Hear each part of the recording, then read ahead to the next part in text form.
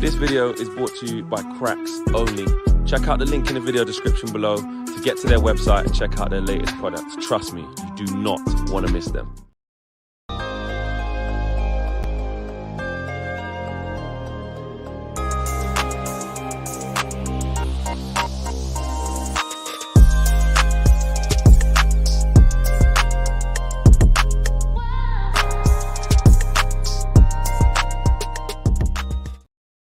What's going on, people? Welcome to the full view, man. Do you know what? No, welcome to the packed view.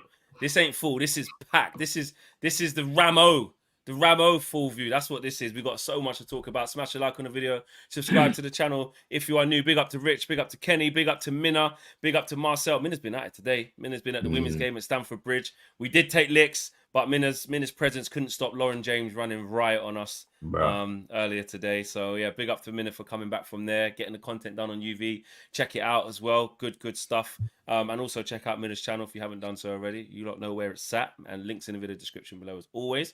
Check that out. But yes, big up to everybody, man. So listen, I think yesterday people are still in shock. You know, you're seeing what's happening on the internet. Everyone's reactions to Omar Berrada coming in. It's just a crazy time. We're not used to it. And actually, I was looking forward to this full view from yesterday because I really want to see what the rest of the guys think. Obviously, even more people want to get involved in the chat as well. And that's exactly what we're going to do. That was straight off the bat, actually, even before we went live. Johans is the latest member of the UV Members Club. And if you was here, big up to you. Welcome to the crew, Johans. But if you was here yesterday or you saw the show yesterday, it was insane. Tabislav, it was crazy. It was crazy. It was mad. Head of recruitment, Tabislav. That's what he was. He got to 1,000 likes. He got 50 memberships, and he did. Then we had several scouts giving out 5 memberships as well. Anything's possible. A lot of people asking off the bat, Flex. A lot of people going, "Where's Kevin? Yeah, where's Kevin Gary? Where's KG? Where's KG the comedian?" And the answer is, I know. I know where KG is. He's not. The answer is the last I heard he was going to be here, but well, you know what I mean. He's not returning phone calls. He has read messages though. That's the good thing when you're in a group, when you're in a WhatsApp group. Even if you don't have read receipts on in the group, you can be found out. And he's been found out. He's read it and he's ignoring it. He's a disgrace. He's a cheat. That's my opening statement. What I will say though is in the first 3 minutes, I can already see there's over 600 people watching. That is telling me that today is going to be quite a busy stream. It's going to be quite a lot of people watching. So maybe we can set that 1,000 likes target again as well. Straight off the bat. Why not? We're going to do this. No pressure, Tabislav. No pressure. Because that was a hefty sub. Yeah, Tabislav. We're not asking you to do the same again, by the way. But in terms of getting to 1,000 likes, I believe we can do it. Right, let's just get straight into this, man. Rich, obviously big news yesterday. Big news. I mean, what say you about what's happened in the last sort of 24 hours and beyond, man?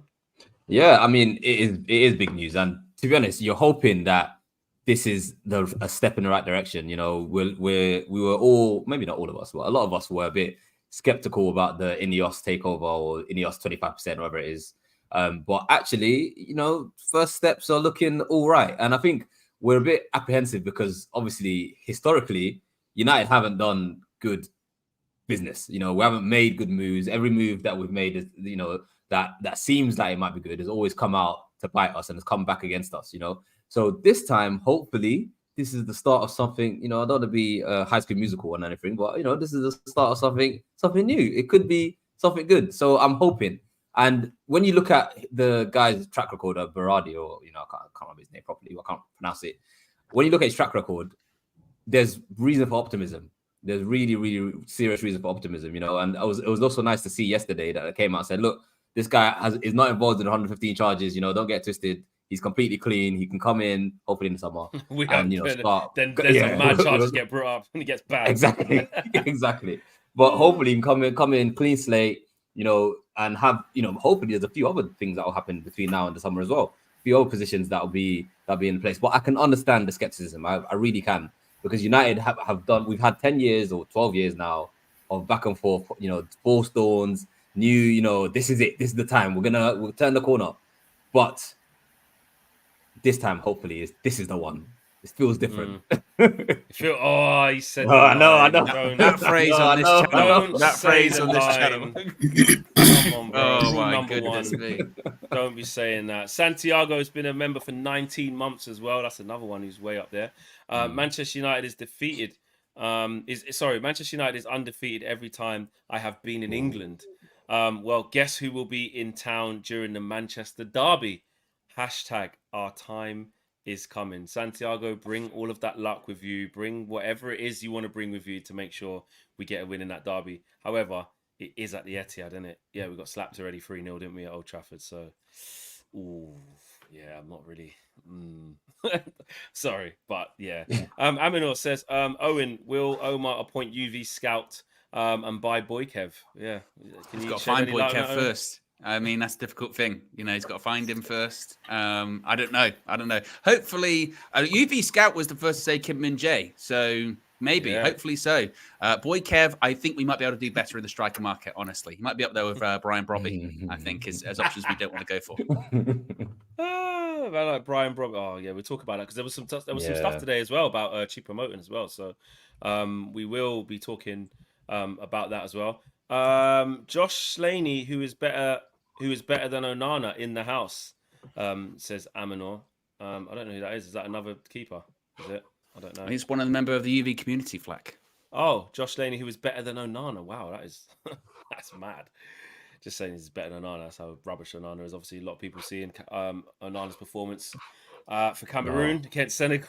But we'll talk about that a little bit later. Minna, I know, again, you're a person who's always like, listen, until things actually happen, until I see X or until I see Y, I ain't getting excited, I ain't getting gassed.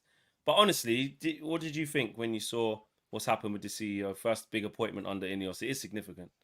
Yeah, firstly, welcome to Manchester United, Omar Berrada. Sorry, his name's Berrada. Secondly, shout out to Ineos for actually keeping this under wraps, because for so long we've had problems with leaks. Every little thing getting leaked at the club, and not anyone, not no Daily Mail, not no Sun, not anyone had even an inkling of any of this.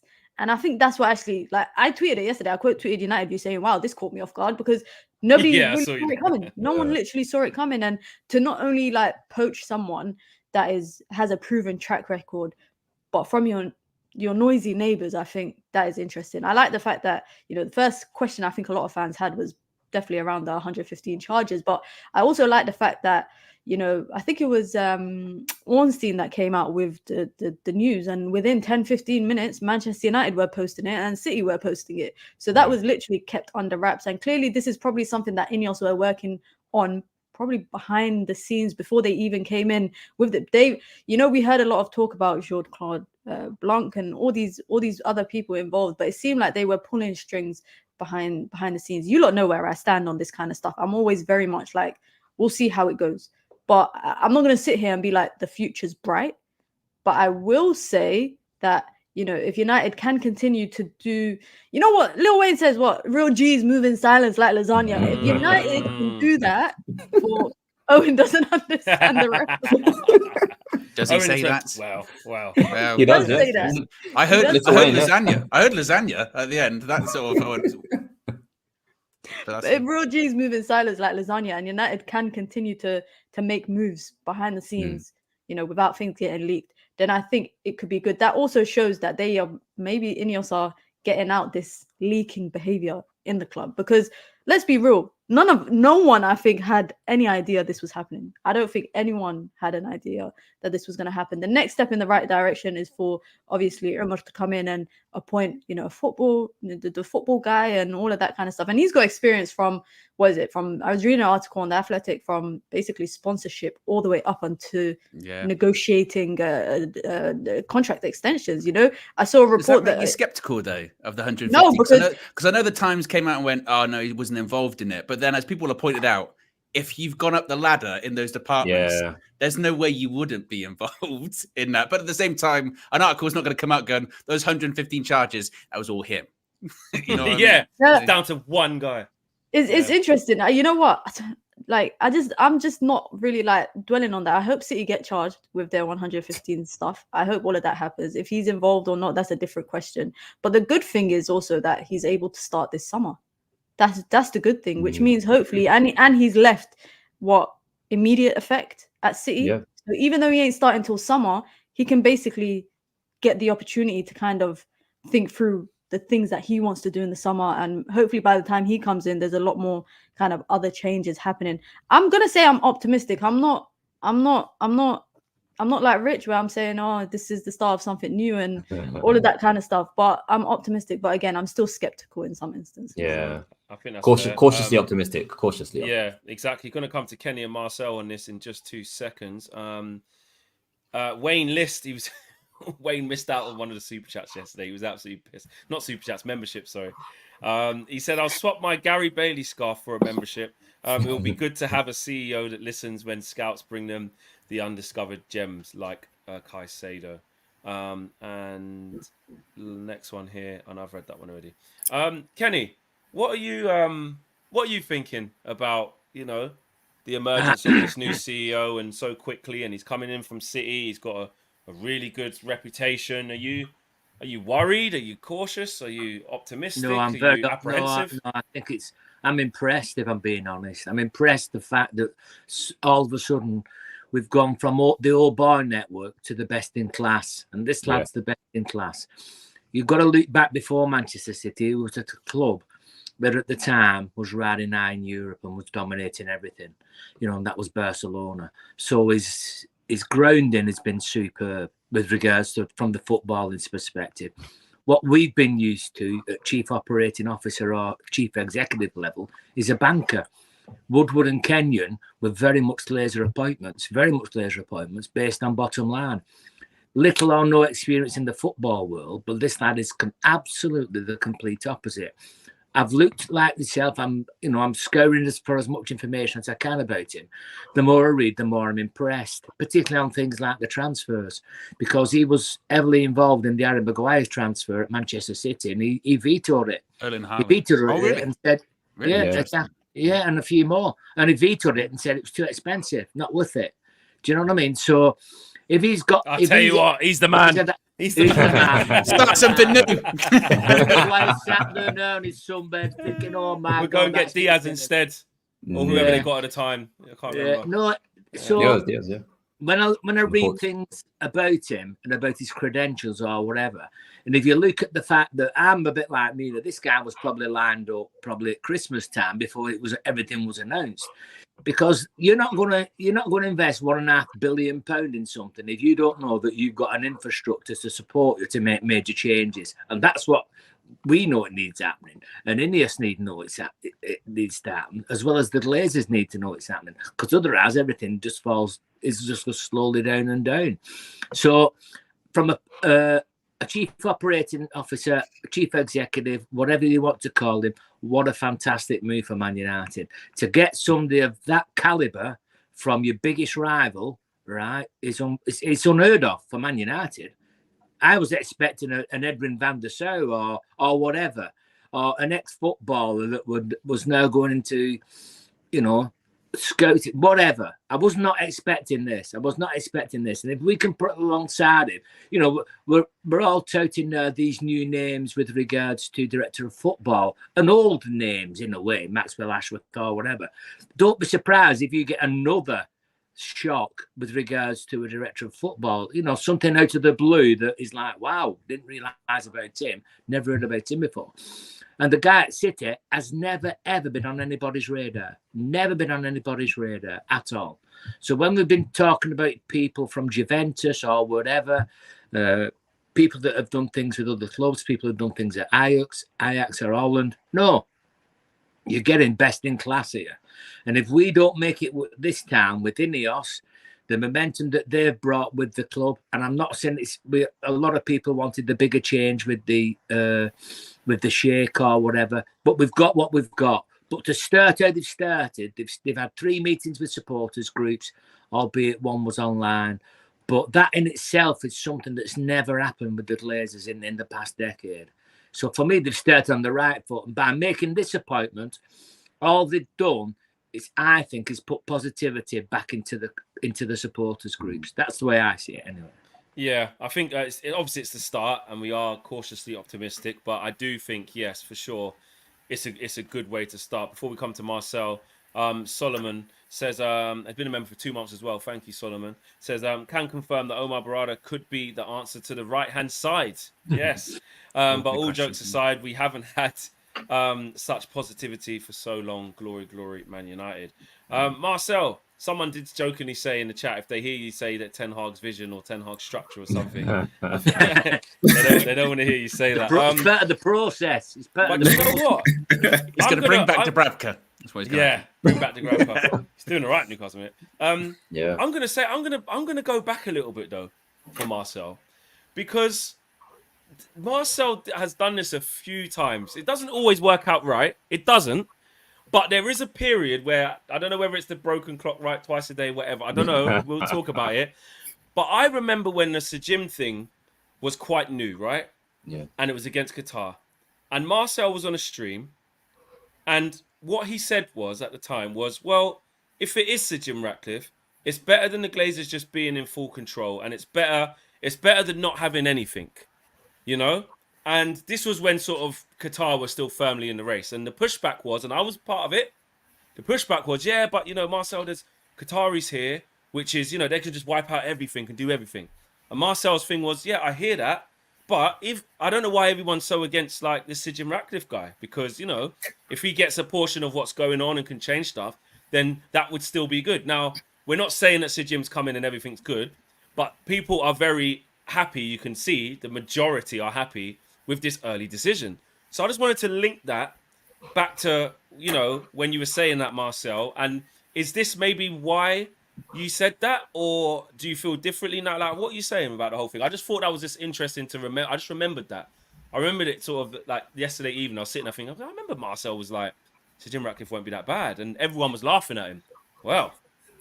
I appreciate you. I appreciate you, Flex. You know, it's better put from somebody else than myself, because a lot of times when I say things, it's, you know, it goes crazy when I say anything. It goes crazy. But what I will say is Ten Hag structure. You know, this is the start of Ten Hag structure. You know, they told you not to say that. Someone literally just said that in the chat. This is the thing. Like, he has these moments where you give him flowers, and then Marcel will go, "Good, I'm going to say something even crazier now." But I don't. I think. Do you know what? I think Marcel deserves the floor to actually just hear him all out, because anytime he said stuff before and we kind of laugh, his thing kind of happens, and then, you know. So Marcel, carry on. Thank you. I really appreciate that. This is actually a thing that's been said, but it might jinx it now and it never happens. But hey, it is what it is. I'm just going to continue to be myself. That's what I've been told to do. Right. So at the end of the day, I think this is Ten Hag structure coming into place, regardless of whether it's Ineos or Sheikh Jassim. You know, Sheikh Jassim's deal would have been a lot better for us, but it's not that. We have to fall into reality. And Sir Jim's made a good first step. That's how I can look at this right now. It's a good first step.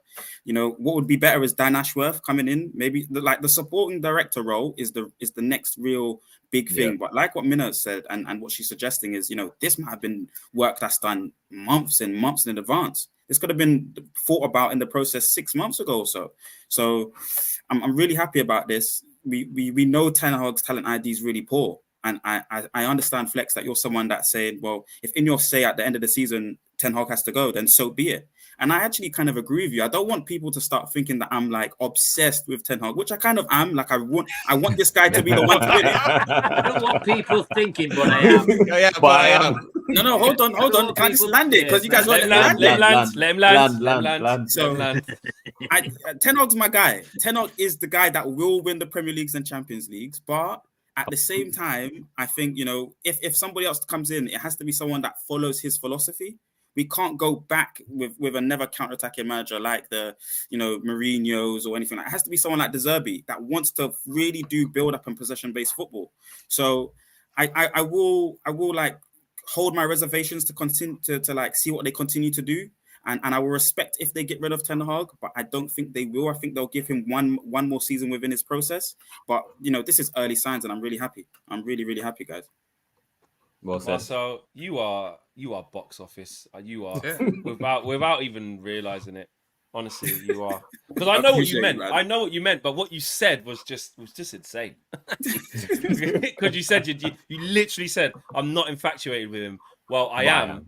It's just yeah. But I know you're basically saying I'm not just blindly like going to back him. I get let P could go, but it was just funny. It's just your delivery. Yeah, your delivery is just brilliant. Aminor says, "Believe Africa, Ineos." Omar Berrada, Dan Ashworth, get them in.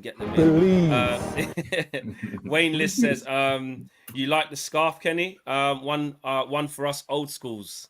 Yeah, get in there. He likes that. And Ronnie says, Omar connections to Barcelona. Interesting. Get Gavi. Straight away. Look at this. Get this player. Get that player. Nadim says, don't give Mars L his flowers just yet. They want to wait. And Kevin Gary's says man like Tysell. Man like Tysell. Yeah, Owen, it's been like it's mainly positive, isn't it?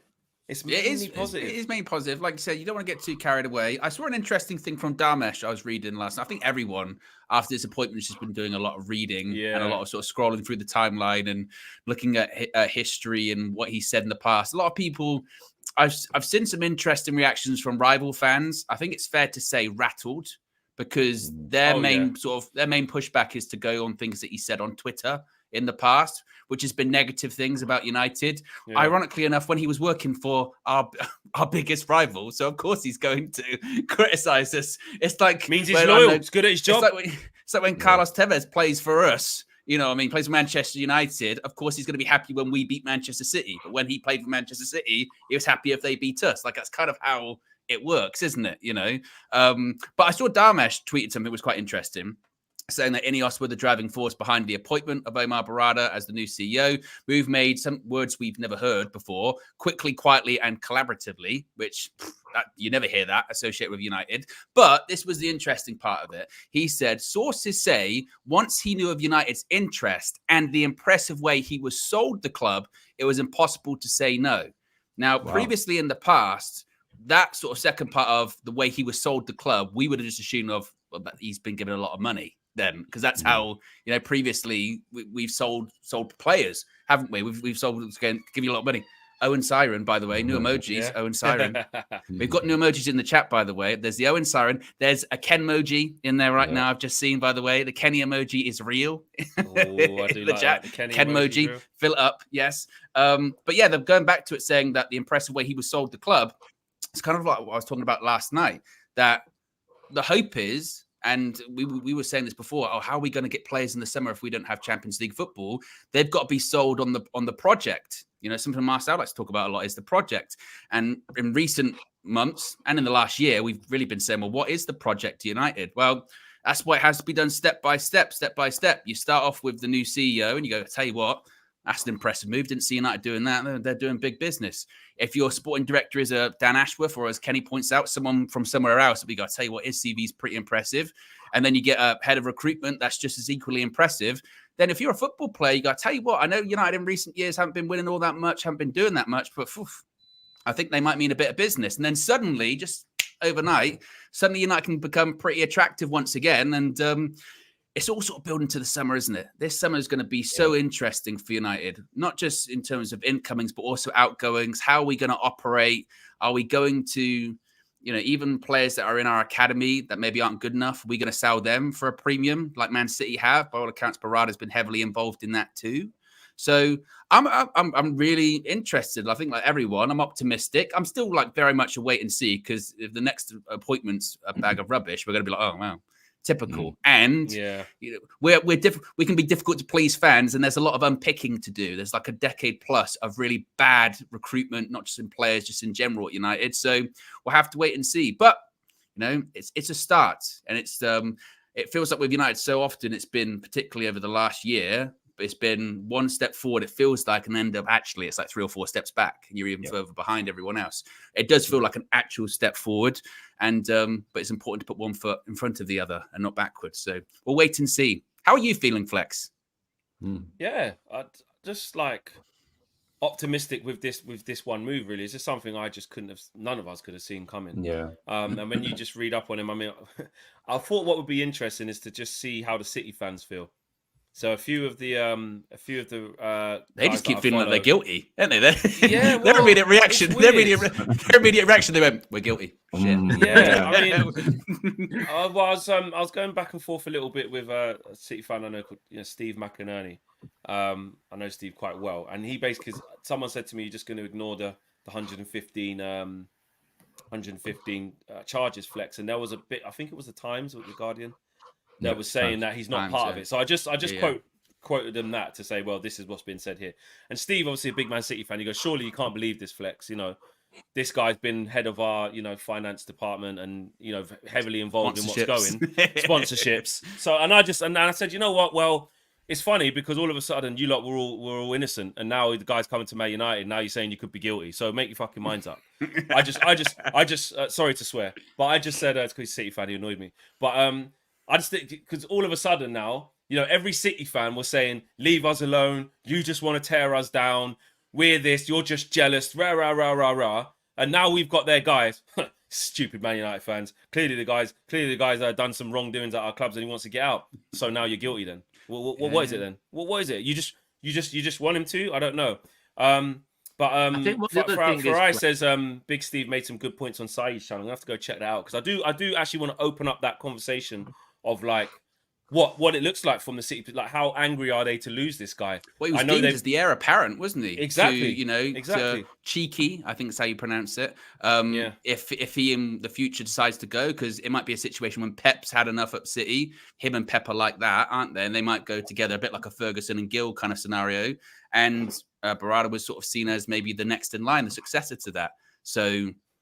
And also, this is when you have to dress it up. You can't get too carried away, I suppose, because as much as obviously City have been far superior to us for quite a while on the pitch and off the pitch, not in terms of making money, but in terms of their structure, it is still a step up for him. Being the CEO of Manchester United is a massive job that is far superior than being sort of the chief football operator or chief operating officer of Manchester City. So in that regard, it is a coup, but at the same time, it's a step up. It's the first time he would have been a CEO. So he'll still have a lot to prove and there's a lot to unpick. So it's not going to be either, 6 months, we're like, I tell you what, everything's been radically transformed. Like, it's going to take a lot of time. That's a massive, massive project with a lot of still spinning plates with the Glazers, Ineos and debt and transfers and wages and all that kind of stuff. So it's still a massive undertaking. Kenny, you was going to, I think in there, Kenny.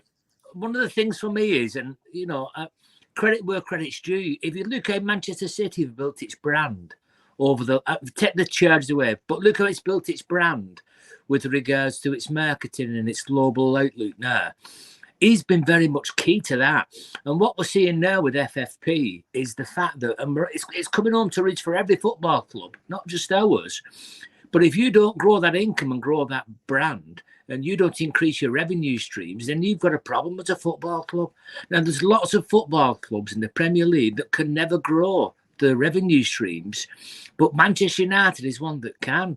When you've got the followers worldwide that we have, then all what we're doing wrong, really, he can put right because he's learned his trade over the last decade at Manchester City.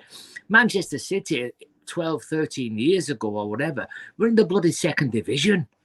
Do you know what I mean? They probably wouldn't be in business now if the money hadn't to come in. But what this guy's done, he's taken them from the bottom of the finance league, basically to the top of the finance league, and his role was in marketing, developing, and so on and so on. So I think his role in that, to Ineos and to the Glazers, that's the key. They know that they have to compete. We can no longer throw huge amounts of, we can't afford to throw huge amounts of money at individual players. What we have to do is legally be able to demonstrate that we can afford it. So if we'd have got, say, if we'd have got the Saudis in, if we'd have got the billions or whatever, we'd probably come to spend his money anyway, simply because of the way that the fantasy is going now in football. You've got to be able to legally demonstrate that you've got the income and that you're not going to spend more than what you can reasonably pay back. So I think he's experiencing that field, taking City from the bottom of the finance league to the very, very top in Europe, right? I think that's been key. I think that's been key. Yeah, I think we also have to remember that it's not just one guy that made a difference, right? At City, there's the structure. Yeah, exactly. No, the structure at City. He drives the vision. He drives the vision. Of course, and it's like I said, it's a big step in the right direction. Yeah, but United still have to do so much more to make sure that they don't make it, just like a drop in the ocean, right? So we need to make sure we can get the rest of the structure in, like what some of you have said already, in terms of getting things ready for summer, that he has those people around him that can help him to do his job as well as he can. And I think it also, something you said, Kenny, which is spot on as well. This was so out of the blue, it was under the radar completely. And nobody was mentioning his name when they were talking about other, options for this position. And I think it's almost like, obviously this is probably a weird comparison, but it's almost like if tomorrow we announced that we're getting Pep Guardiola as manager or something, it was just out of the blue completely. And nobody knew he was going to be an option because they wouldn't even think he'd be leaving them. Do you understand? Yeah. It's just like, why would he leave that club? So why would we even mention him? So it is definitely a great appointment. It's just, my thing is we have to make sure that everything else also gets put in place. The structure has to be right because City have that. He had a really good structure around him, so we need that in, for him here as well. That's what makes it interesting with the Dan Ashworth stuff, isn't it, as well? Because the pushback with Dan Ashworth at Newcastle has been, why would he leave that project to go to United? Well, why would Omar Berrada leave Manchester City to come to Manchester United? Well, that's what I was going to ask next. If they can sell the project, they can get anyone. Minute, do you reckon that, because you said that they deserve props, Ineos, for like doing this on the hush, basically. But do they also deserve props for getting somebody this good? Well, it seems that he's this good. Somebody out of City where, let's not get it twisted, they've put a statement out like this guy didn't fall out with City and it went wrong and then he just wanted to leave. He handed in his notice and said, "There's another opportunity that I want to go and do." And we've, from reading up on him, he was supposed to be the next, heir to the throne at City and go up even more levels. Do Ineos deserve credit for that, for actually identifying this guy? Yeah, I guess in that instance, I would say yes, but I look at it more that maybe he's wants a new challenge. Like he probably looks at the City thing and thinks, okay, well, we've conquered it here. Done everything. We've won everything. We've set up a team that wins. We've done the treble. Like anything that City do, and I'm sorry to say this, but like anything compared to last season, anything City do this season, if it's not similar or relatively similar to last year, people might look at that like that's a failure. For example, if they only win the Premier League and they don't win another, few domestic trophies or the Champions League, or they don't go far in the champs, people will look at it and compare it to last season and look at it and be like, oh, that's a failure. So in this instance, I feel it's more so the fact that maybe he's looking at it like a challenge. Like in a few articles I read about, his come up, how he came from, being a college dropout to coincidentally just ending up at Barcelona in like the marketing department, I think it was. And he climbed his way up there. And I think his time coincided with Pep's. Then he came over to City, made his way through marketing or communications, whatever, and then just kind of climbed the ranks. I think he's looking at it. And I'll be honest, I think anyone within the football world of that, position looks at this Manchester United project and thinks, this is a challenge that I'm happy to take on, or I'd like to take on, because it's new ownership. It's basically taking United back to the top, bringing in a sporting ideology or a sporting project, or helping to build that sporting project. It seems like he did it well at City, and he could probably make a name for himself by doing it again with Manchester United. I think, like I said, Ineos deserves credit for not only keeping it under wraps, but also taking someone that knows the league and has done it in the league. Because it's one thing to bring someone from Nice or, someone who's done it at PSG, but it's another thing to actually bring someone from the Premier League who has done it in the Premier League and also been successful with it. And that's why I think they were after the likes of Ashworth, etc., because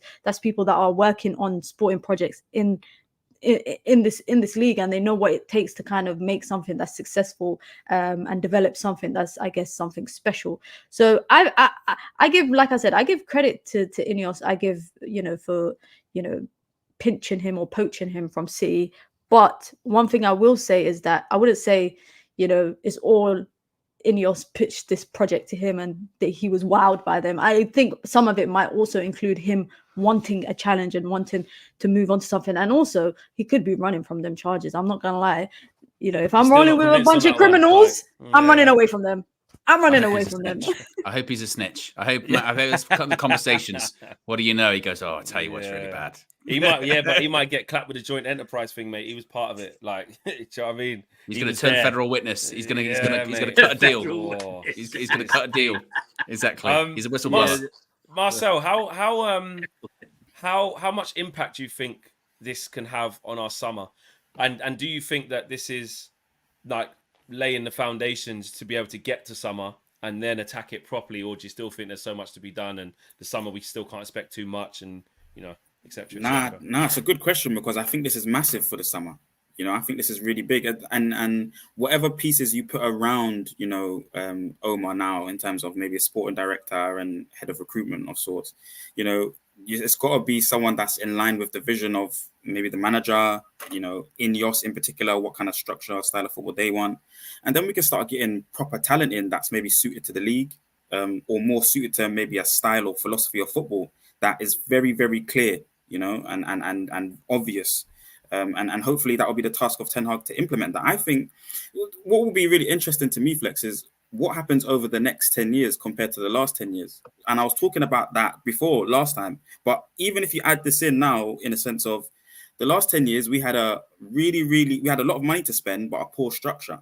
So what will happen in the next 10 years where I don't think we have a lot of money to spend in the next 10 years, in terms, we have to be very tight with our budget and good with the books, but we're going to have a good structure.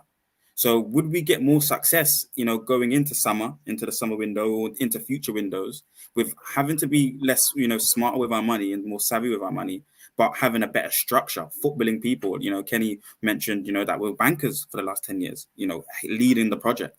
Now with football people leading the project, but maybe a smaller budget, more savvy business, could that be better for our whole club? I don't necessarily think we will have a smaller budget. I think actually if these people do their jobs properly, like what Kenny was saying with the mammoth that is Manchester United, which commercially look at how powerful it is.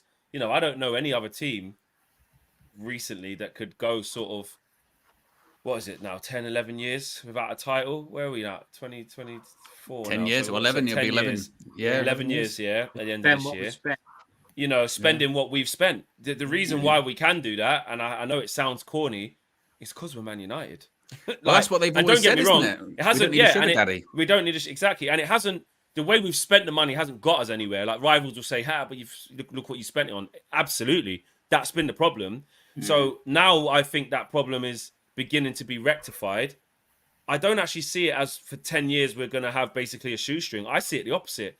I see it as we'll always have the same or hopefully more to spend now, or more to be able to spend even just off like selling players properly or controlling contracts properly or the types of players we buy versus the ones we sell. Like I think that will actually give us more money. But I just think it'll be spent better and I think the decisions will be better. So this is obviously if everything goes to plan, because we don't know if it will yet. Like if the wrong appointments come after this and the wrong type of decisions are made after this, then it will mean nothing. You're correct. And if once these people get in, if there's no action, like when now we've seen Omar Berrada get here and then whoever the sporting director is, if we get to the summer and bloody Victor Lindelof signs a new deal and so does, I don't know, Johnny Evans and so does bloody Martial. 5 years. Yeah, we're gonna be looking at it going, well, this is no different. For me, like you're looking at, and again, I'm talking about the ruthless side of it, the business side of it, and the correct football decisions. Really, if we painted a picture for the summer, I could be way off, but I'm painting like a perfect picture. It'll be like, right, okay, cool. Johnny Evans wasn't really supposed to be here. He's done a year for us to help us. Brilliant, Johnny. Probably deserves another testimonial. Well done, wicked. Do you know what I mean? Give him his little day. He goes. Harry Maguire was going to get sold last year. Wasn't part of the plans. They want to go in different directions. Maybe you can sell him and get money for him. Has a good Euros, and we sell him for even more. Has a good Euros, pushes the price up. Victor Lindelof, you give him an extension which made everybody start crying and make everyone think that Erik Ten Hag thinks that he's better than Varane, which it doesn't mean that.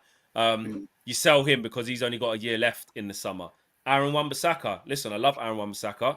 Yeah. I don't know what the plan. It looks like the plan could be to cash in on him in the summer. That's what it looks like. Involvement with Elise. Exactly. So secure that.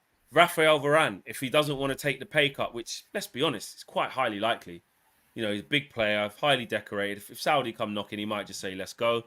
Might lose him. So there's a lot to flip here. There's a lot to do. So I just want to see us get tighter with the contract, start making better decisions, and start, like Mina said, like have a proper football project. That's what it's got to be. So what do you think about Onana? Would you sell him in the summer? Who's offering? Or do you mean what, a new manager coming in play, a new manager in place with making that decision, or do you mean? Well, the problem with Onana it might depend on that. It might depend on that. Yeah, new manager might come in and they might change them. By the way, guys, actually, we've got nearly 1,800 people watching. We've got less than 500 likes. I say 1,000's on. I say 1,000 can be on again. Same numbers as yesterday. They don't get to 1,000. I'm leaving the channel. Whoa. Actually, I'll tell you what. Just a little reminder. She's never coming back.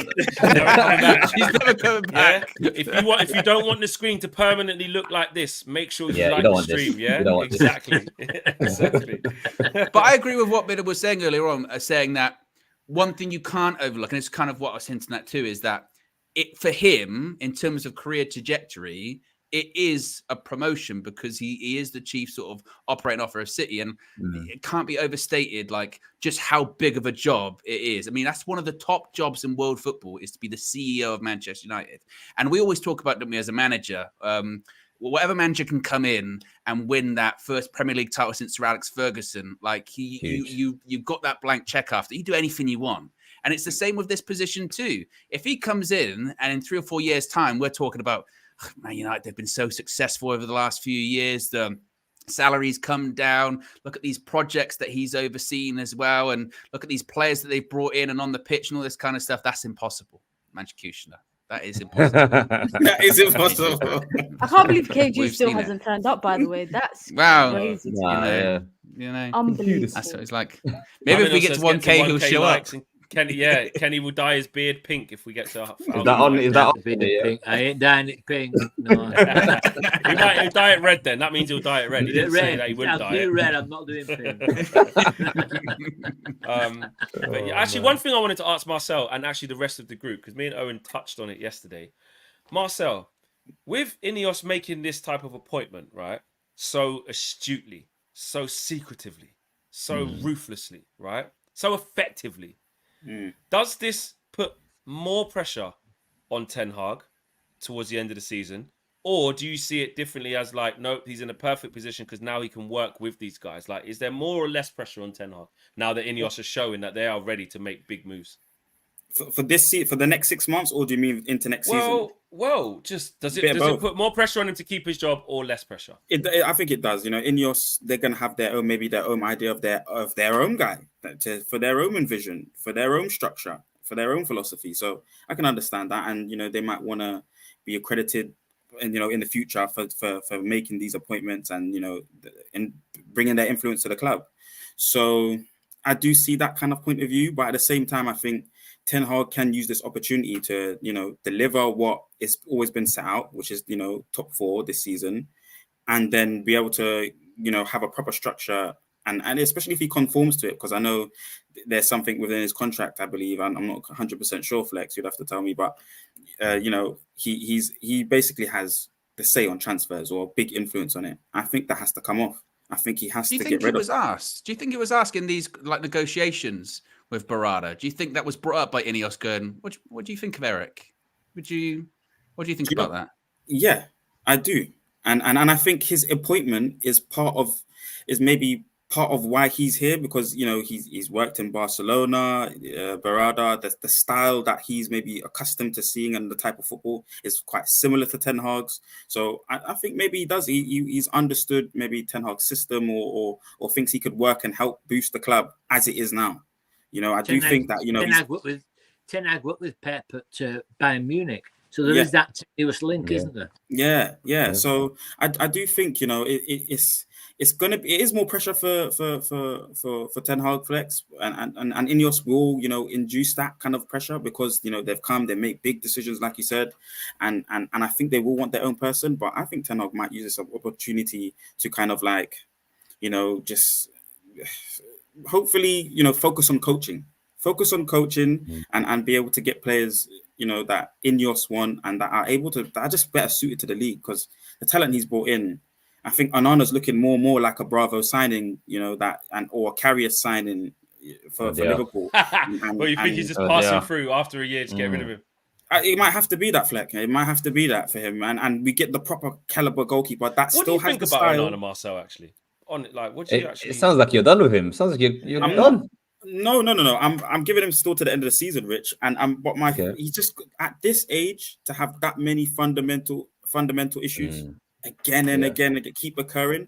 It can only mean a really good thing that you start so bad now that it's just going to continue. The trajectory can just only go up from here. And I would like to believe that in players when they're playing poorly, I like to see them play out of the form. So it can happen. And if it gets to the end of the season and it doesn't improve, are you going to keep the same energy that you had with David De Gea in terms of, you know, he's washed up, get him out? Yes, because and I have to, because, you know, David De Gea was given technical faults at the fundamentals of the game. So I have to do it. So I have to do the exact same, and I would do that. And technical faults like he's on the driving test or something. It was minors, it was majors. But there was minors and majors for both goalkeepers, and what we have to think about now is that, you know, majority of the time, you know, Onana can do good things in front of goal in terms of saving the ball. But he also has to, you know, continue to up his technical level as well. The passing ability has been rad as well. We haven't seen much good from it anyway. It's been a lot of long passing, so I'm worried about him. I wanted to just go around the room on that question, though.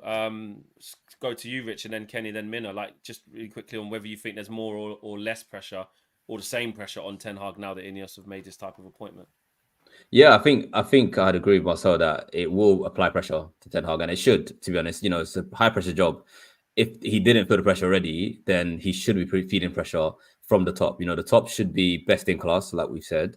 We should have, you know, pressure because of the fact that, look, these guys at the top are so good. You need to get your job right, because all of us are getting our job right. And if you're not, then you're out the door, mate. So I think he has to be able to thrive and work under that pressure. And, you know, you can even extend that to the players then. You know, we're talking about Onana, but if the structure is right and you're seeing that they're bringing in literally the best people for the job, and you guys aren't doing your job, then you should feel pressure. And I think that's where we're trying to get to with United. I think, you know, we want to be the best team again in the Premier League, in Europe, in the world, whatever.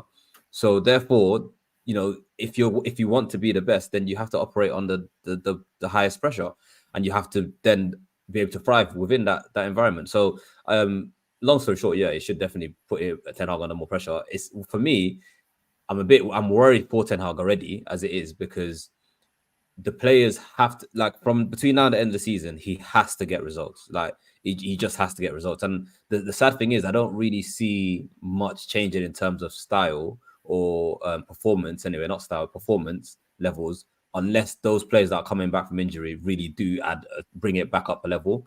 Because right now, if it stays at this level and we're just going in and out, you know, probably we're 11 top 4. Yeah, we're 11 points top 4. That's ridiculous. That's actually that's a big gap. So if you know, so we can maybe write off top 4 for now, but performance has to improve, and the feel around the club has to improve. When I say around the club, around the play structure, and, you know, the players, okay, cool, it looks like they're doing better. You know, we've got something to look forward to next season, and the structure's right. So yeah, he's fine. But the reason I'm scared for him is it doesn't feel like that's really going to change. So then what do they do in the summertime? Do they say, look, we've got such good structure in place now, you haven't met up to standards, sorry, you're going to have to go. And like he says, good is not good enough. So he has to understand that, look, it is what it is. I didn't meet the standards. So I think he'll be ready to deal with the pressure, to be honest. Kenny and Minna is going to come to you on the same thing in a second. Santifalu says, possession football, Marcel, dominated at home with a weakened Spurs is possession football. When's the last time we dominated and broke a team down? Delusion. Wow, strong. Josh says, cannot wait to hear and see the strategy from Omar and Ineos to create an elite performance culture, increase revenue, and remove debt. Kristen says, do you think Berrada will help Ineos buy multiple clubs across the world and implement the City Football Group blueprint? Well, Ineos already have a couple, don't they? They got Nice and they got that team in Switzerland, is it? They might have to figure out the Nice situation Nice as well. One's a bit of a problem, so yeah, exactly. So we'll have to wait and see on that, Kristen. Danny says Ten Hag was best up and coming manager. Wanted by many, took worst United team in the Prem history to third and a trophy. Maybe Ineos think he's right with structure. That's what a lot of people have sort of said. Would you want to see it? And that's actually what this super chat says from PS. It says, don't forget Erik Ten Hag's success at Ajax was working with Overmars overseeing recruitment. I would stick with Erik Ten Hag for one more season and then evaluate. So a lot of people are kind of in the camp of, look, he's worked best when he does have the proper structure around him. He's coming to Man United and it wasn't there. What's he going to be like with this? And I do agree with that to some extent, but he still has to earn the right to be there. And that's what I mean. If this if we finish 8th or 9th and it just peters out, like that's not good enough. Like it really isn't. I don't think we should accept that. And Shugs says sensitive subject, but Greenwood keep or sell. Look, like I've said many times through this Mason Greenwood situation, he's gone on loan now. When he comes back in the summer, clearly Ineos are going to have a decision to make, and we'll discuss it in more depth when the time's right. But I just don't think that time is right. But thank you, though, Shugs. I appreciate you. Obviously, dropping in a comment, dropping a question, but we're just going to keep that one to the side for the second. Kenny and then Minna, just quickly. Has the pressure ramped up? No, it's the pressure on the road. It's Manchester United man. The pressure's on every minute of the day. So, but I do believe. I think his get out of jail card up to now has been his injuries. I do believe that. And I prefer to give them a clean slate from when they come back, because they've now had time together in warm weather training, and he can practice this and he can practice that, set plays and this, that, and the other. Your players are coming back. So he's going to have virtually his full team with his new signings, Mount and Casemiro and all these people back. As regards to top 4, even top 6, I think it's unrealistic from where we are. And the reason being is that even if we win the majority of our games, I can't see Tottenham, Aston Villa, the likes of West Ham or Brighton imploding. I just can't. Exactly. So even Chelsea have now overtaken us in the league, I think. So there's a lot of teams in a race. You can forget the top 3. Forget the top 3 because that's sewn up. It's 4th to 8 now. There's only one. There's only one spot. Yeah, there's only one spot. Exactly. Marcel doesn't agree. But you've got 6 teams. You can name 4, 5, 6 teams that the top 3 settled, Marcel. Liverpool, City, and Arsenal. Surely. I disagree with you, Flex. I disagree with you, Rich. I disagree with you, Ken. Chelsea are still below us as well, Kenny. Just. All right. Yeah, I know there was the other day. But going back to what he says, he'll always be under pressure. Personally, he gets a clean sheet from me from now to the end of the season. If I don't expect top 4, I think we'll be lucky if we get 6. I won't blame him if we start to play decent football and win the majority of our games. I'd be fine with that. And I think, maybe wrong, but I think Ineos would, because if the football people, they'll understand that you ain't competing with Arsenal, Man City, and Liverpool when you've got Johnny Evans in your back 4. You've got to be realistic, and I think they will be. So we'll take it from there. Talaboy comment says, Flex, similar question. Will the CEO put pressure on the players for the rest of the season? Will we see I might get transferred out bounce? Sort of like, they're feeling the pressure. They're saying this guy means business. Actually, now there are some standards here. We better start pulling our finger out. I don't know. Yeah, it's a good question. Minna, what do you reckon with the pressure situation? I just think the pressure's always on Ten Hag. But like any sort of ownership that comes in, I think they have their idea of, a manager that they would want, or someone that fits the idea of their sporting project. And essentially, I think regardless of if Ineos came in or not, I think, the pressure's still on Ten Hag. I think the most important thing, unfortunately, and I know some people might say that I have low standards, but I'm looking at it from a bird's eye view, is that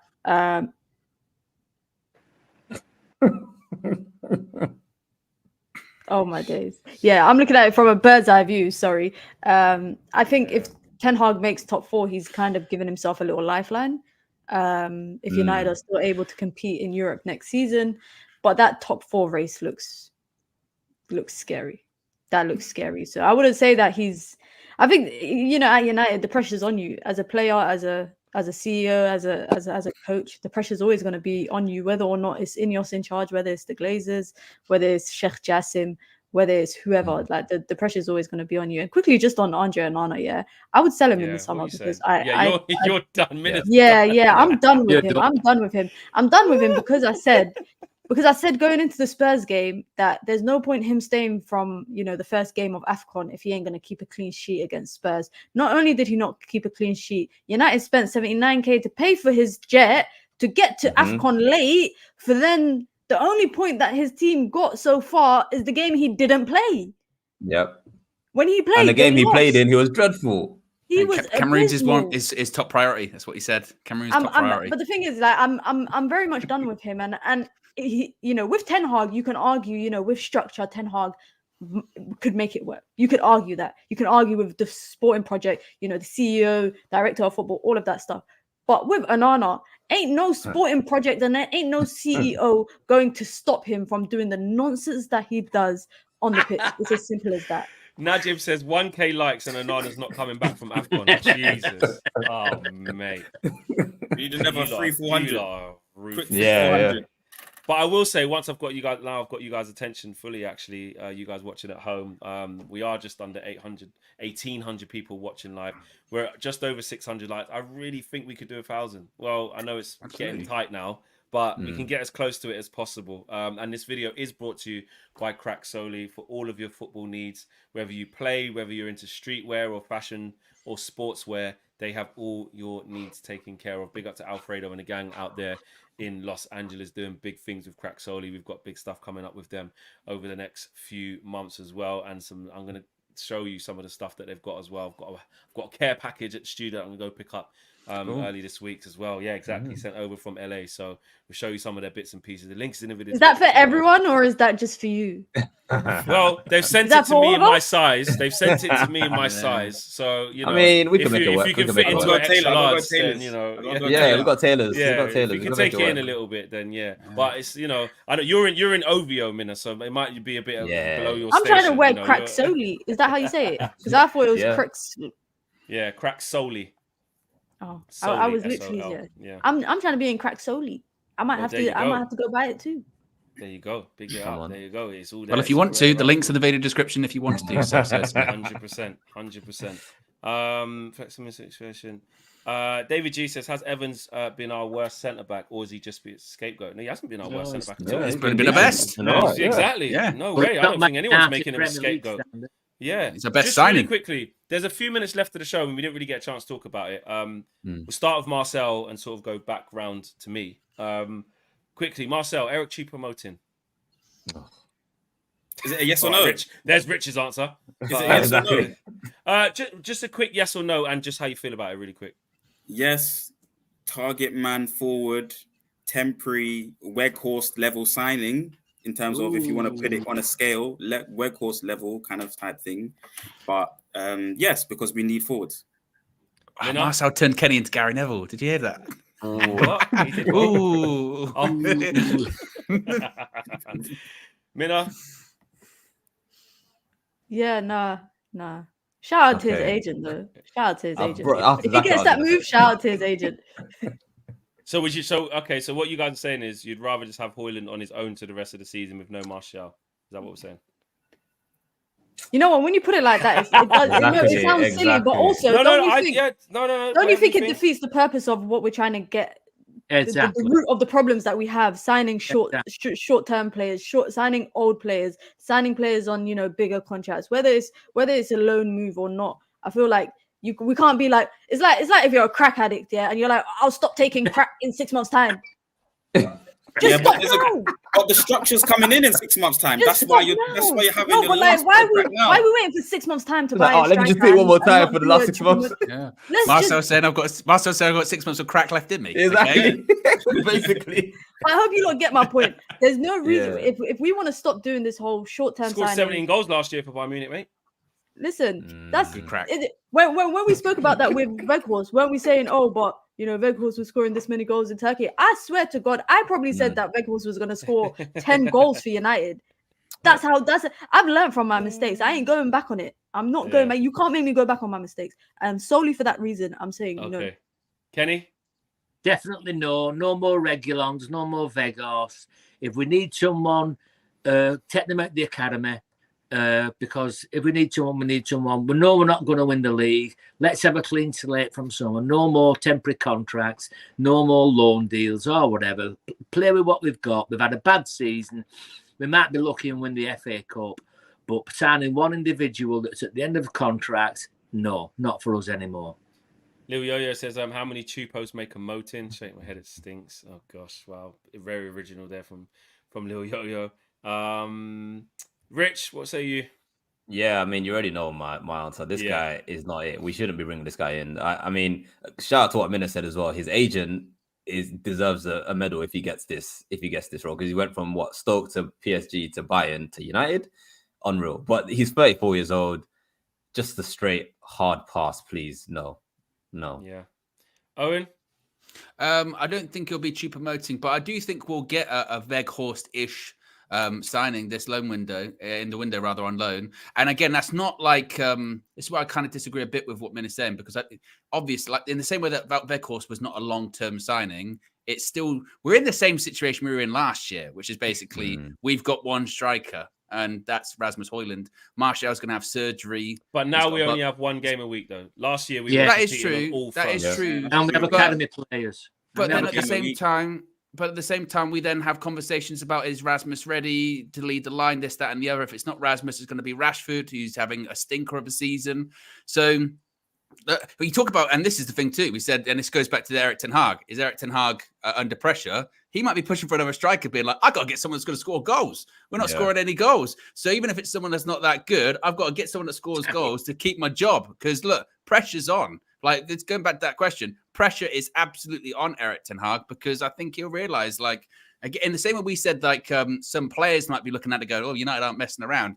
Erik ten Hag's been somewhat fortunate thus far this season in that when it's been bad, you know, they've said injuries, but they've also said, well, no one can really make that decision anyway, because it's kind of all up in the air with Ineos and interim CEO, stuff like that. New CEO's in. He's starting in the summer. The new partial owners, they're coming in. They're waiting for it to be ratified. So that decision can be made now. And I think irrespective of how well he does or doesn't do, that conversation is absolutely going to happen in the summer. And it's just going to be a case of how many pros can he get in his corner when they have that conversation, I think. What do you think, Flex? K-Flow says, in this team, it doesn't matter. Not even Kane is scoring in this side. They don't create enough for a striker. Yeah, I'm kind of like, whatever. Because, to be honest, because most of me's like, we've only got one game a week. Just use the squad you got. Like, don't have to bring in someone else and spend a bit more. But we're just trying to trim. Just keep trimming. Just get this squad to where you need it to be in the summer. And I know this would just be a short term. It would just be to summer, then he goes. So that's why if they did do it, I ain't angry. Because like, you know, Højlund does need a bit of help. But with one game a week, just find a solution within the squad. Like, it's not that deep. We're not playing well. We're 11 points off top four. Maybe I'm being a bit defeatist because I said I didn't want to write the season off. But the more I look at it, and I look at Liverpool, City, Arsenal as the top three, Villa are dropping down a little bit now. Spurs sort of looking to catch them. I just can't see us getting above. Marcel saying top three still yeah, on. Marcel needs to explain his top three. Needs to explain what is going on. Look how even it is in the league this season. Like, everybody top three or top four. Everyone. Well, not what, top four, and third and fourth is still is part of the top four. So I'm those two positions as well. It does change quickly. Look, to be fair to Marcel, the whole point of the top four, and it does change really quickly. But yeah. I don't know. So there you go. Okay, well, that's it, guys. We're going to wrap up there. Big show. We didn't quite get to the 1,000 likes. I can hear some serious storms outside my window, though. I don't know if you guys can. It's really windy. I need to go and real windy. Yeah, it's all crazy outside my window. I'm gonna go check everything's all right. Owen seems like he's all right, but yeah, big up to it. I can't hear it. When these are on, I mean, literally, I'm like, I've just taken off and I've gone, jeez. Yeah, that's what I mean. It's going crazy. So yeah, keep safe, everyone. I don't know. Make sure you have a little check outside your house. Big up to Marcel, big up to Minna, big up to Kenny, big up to Richard, big up to you, Owen, and of course, big up to everybody who's been watching and smashing a like on the video and getting involved. We'll see you tomorrow morning. Oh, Kenny's made the fireworks go off by accident. Bang on time. Bang on time. Good man. On that note, thank you for watching, everyone, and we'll see you tomorrow with another video. Take care. Peace. Peace.